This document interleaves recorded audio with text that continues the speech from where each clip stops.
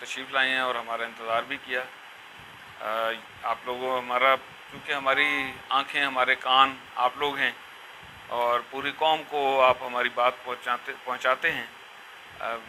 اس کے لیے ہم آپ کے اکثر شکر گزار رہتے ہیں۔ میں آج کی اس پریس کانفرنس میں آپ کے علم میں آیا ہوگا کہ ایک ضلع اٹک میں بننے والے ادارے کے بارے میں بات کرنے کے لیے آپ کو ہم نے زحمت دی ہے، اور وہ ہے یہاں کا پیر مہر علی شاہ بارانی زرعی یونیورسٹی راولپنڈی کا اٹک کیمپس۔ اس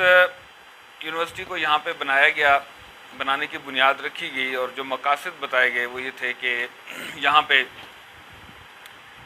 ایف ایس سی سے لے کر ایم ایس سی تک یہاں پہ تعلیم ہوگی،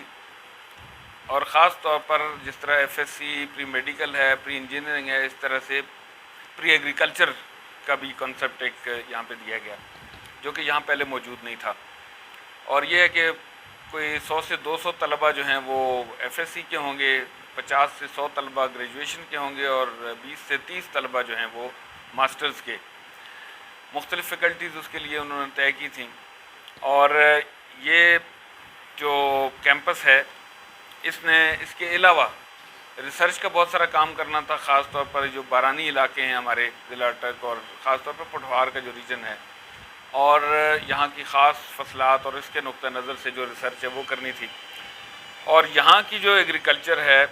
ایرڈ بیسڈ ایگریکلچر بارانی بنیادوں پر، اس کے لیے سالانہ 100 سے 200 کسانوں کو ٹرین کرنا تھا مختلف نئے پروجیکٹس میں، اور خاص طور پر انکم بیسڈ ایگریکلچر جو ہے اس کے لیے۔ یہ اتنا بڑا اس کا پلان آیا تھا، اور ہمیں خوشی تھی کہ ہمارے ضلع کے اندر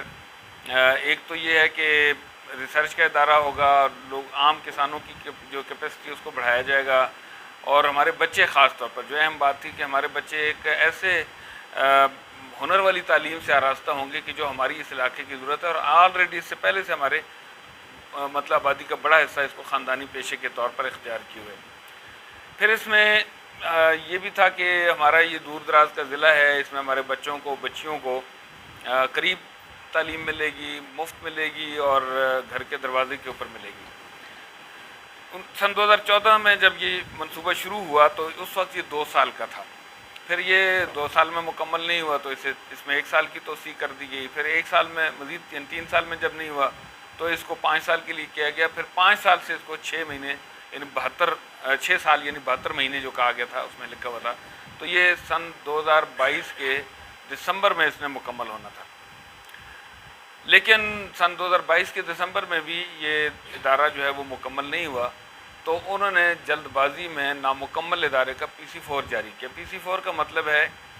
تکمیل کی دستاویز، وہ ڈاکومنٹ جس میں لکھا جاتا ہے کہ یہ ادارہ مکمل ہے، آپ اس کو جن مقاصد کے لیے بنایا گیا اس کے لیے آپ استعمال کر سکتے ہیں۔ صورتحال یہ ہے کہ کاغذات میں یہ ادارہ بالکل مکمل ہے، اس کی جو پیمنٹس ہوئی ہیں ٹھیکیداروں کو مکمل کر دی ہیں، اور مکمل پیمنٹ کا مطلب یہ ہے کہ جو اسٹیمیٹ والی کاسٹ نہیں، جو اسٹیمیٹ سے زیادہ والی کاسٹ تھی وہ ان کو ادا کر دی گئی۔ اور یہ جو منصوبہ دسمبر 2022 میں مکمل قرار دیا گیا، اس کی اس وقت صورتحال یہ ہے، میں ابھی کیمپس سے ہی آ رہا ہوں، ہم نے وہاں پہ آپ ہی کے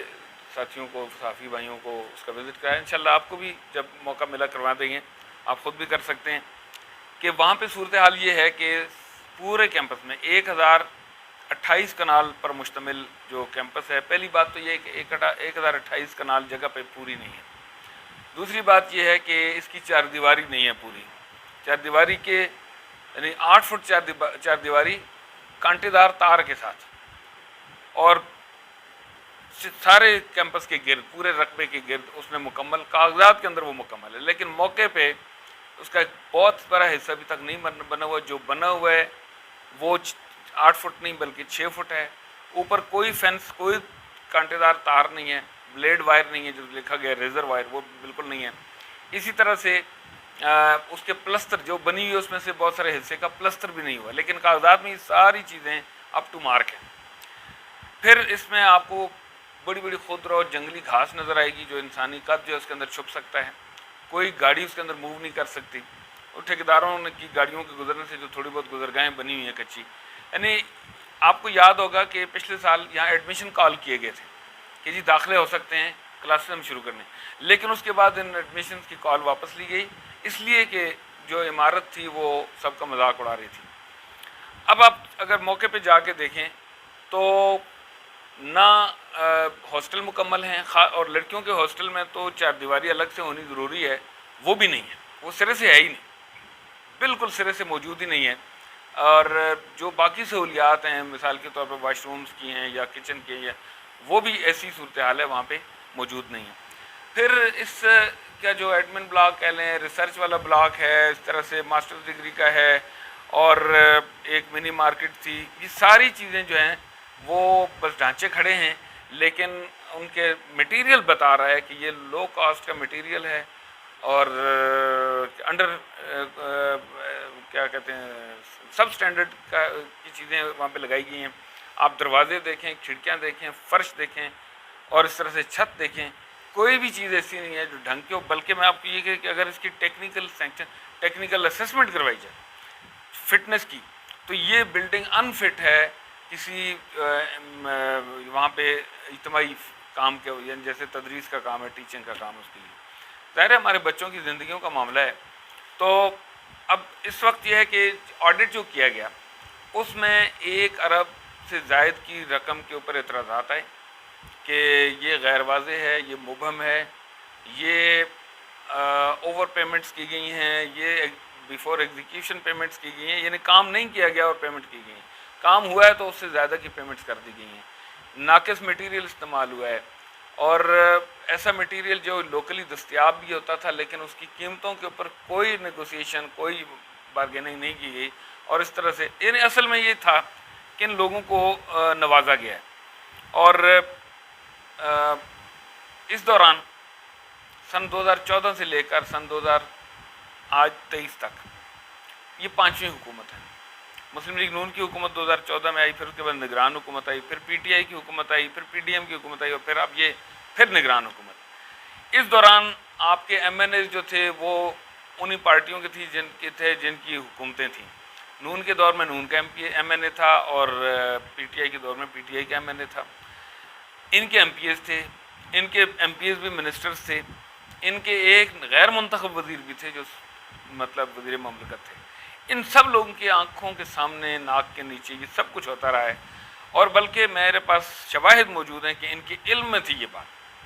ڈپٹی کمشنر کے سامنے سب کچھ ہوتا رہا ہے، کمشنر کے علم میں یہ ساری بات. تو یہ جو گھپلے اتنے بڑے ہوتے رہے ہیں، ان کے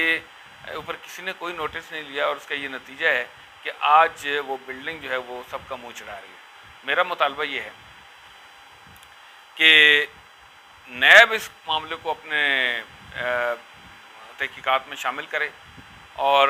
اس میں صوبائی حکومت، اس کا محکمہ زراعت، یونیورسٹی، اس کا وی سی، یہاں پہ اس کا جو پروجیکٹ ڈائریکٹر ہے پی ڈی، اور اسی طرح سے ڈپٹی کمشنر، ان سب لوگوں کو جو ہے وہ آن بورڈ، بلکہ ان کو سے تفتیش کی جائے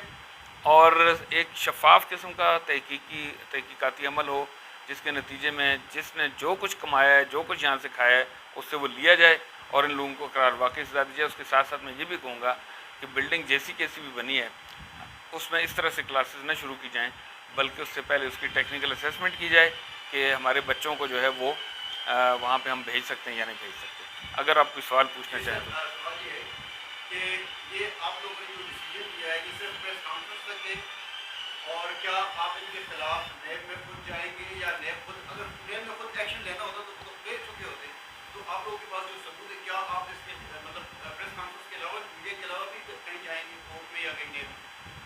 دیکھیں اس وقت تو ہم فی الحال ان کو ایک دفعہ توجہ دلا رہے ہیں، ڈپٹی کمشنر کو بھی، کمشنر کو بھی، گورنمنٹ کو بھی، اور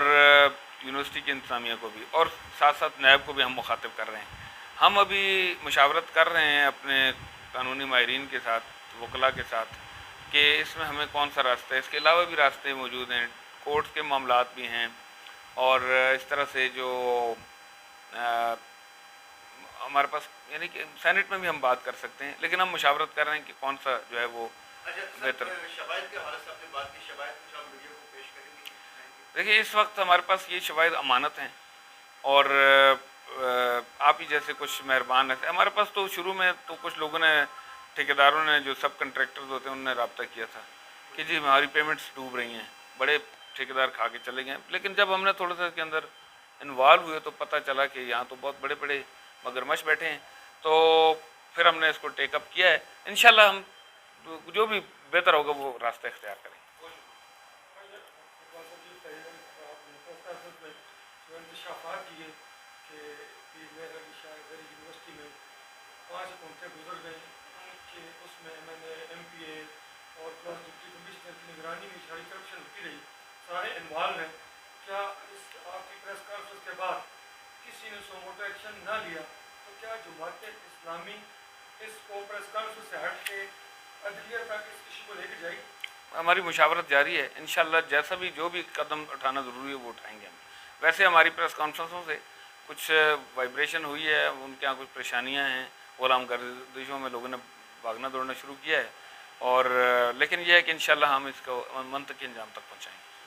अच्छा, ये बताइएगा इस वक्त जो आपने प्रेस कॉन्फ्रेंस की यूनिवर्सिटी की करप्शन के हवाले से, तो मैं करंट इशू पर बात करना चाहूँगा। इस वक्त पूरे ओवरऑल मुल्क में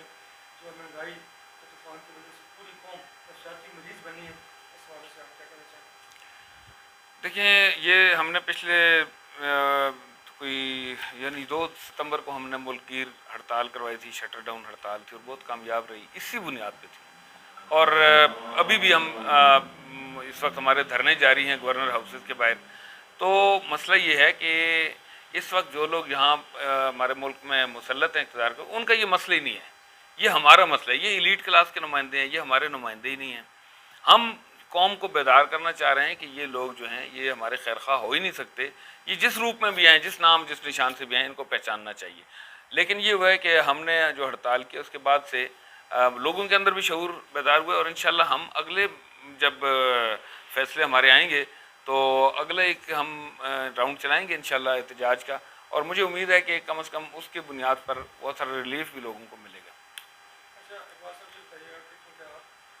वक्त पे होने के बारे में तो हम क्या कहें, कानून आइन कहता है कि इलेक्शन वक्त पे होने चाहिए, ये सिर्फ हमारे मुतालबे की बात नहीं है। और कुछ भी इन लोगों के अंदर एहसास होता कि ये ज़िम्मेदार लोग हैं और मुल्क के खैरखा हैं, तो इलेक्शन अब तक अनाउंस हो चुके होते। हम अब भी हुकूमत से यही कहते हैं कि इलेक्शन भी अनाउंस करें, लेकिन उसके साथ लोगों को रिलीफ भी दें कि इस वक्त लोगों की जो है वो कमर टूट रही है। एक बात मैं यहाँ पे कि हज़रों कॉलेज में यहाँ पे लड़कों लड़कियों दोनों के अंदर जो तालीम का मसला है, जो तदरीसी स्टाफ का मसला है, उसको हंगामी बुनियादों पे, उसको जंगी बुनियादों पे हल किया जाए। हमारी पूरी तहसील हज़रों के इलाका छछ के बच्चे बच्चियाँ, उनके मुस्तकबिल का मसला है, और हम इंशाल्लाह उसको भी इसी तरह से टेकअप करेंगे और इंशाल्लाह किसी अंजाम तक पहुँचाएंगे।